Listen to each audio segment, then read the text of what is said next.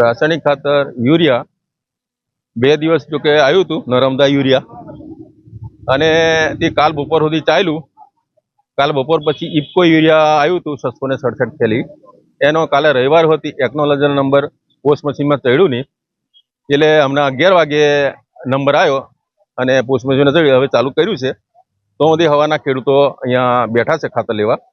અને ખાતરનો જથ્થો જો કે થોડો ઓછો આવે છે, બધા તાલુકાની મંડીઓમાં આવતો હોય તો અહીંયા એટલી બધી ભીડ થાય નહીં. અને અહીંયા એટલો જથ્થો આવે છે એટલે થોડી ભીડ રહેશે અને ખેડૂતોને ખાતરની તકલીફ લેવાની તકલીફ પડે છે. લાઈનમાં હવા ના ઊભું રહે તો ખાતર મળી રહે.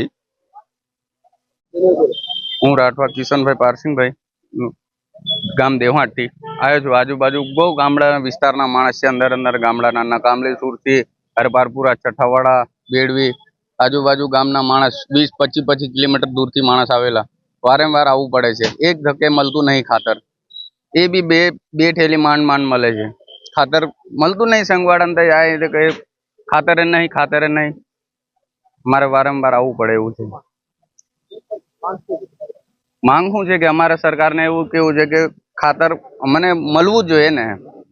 સંઘમાં ખાતર ના હોય તો ખાતર કેવી રીતના હાલે સંઘવાળા?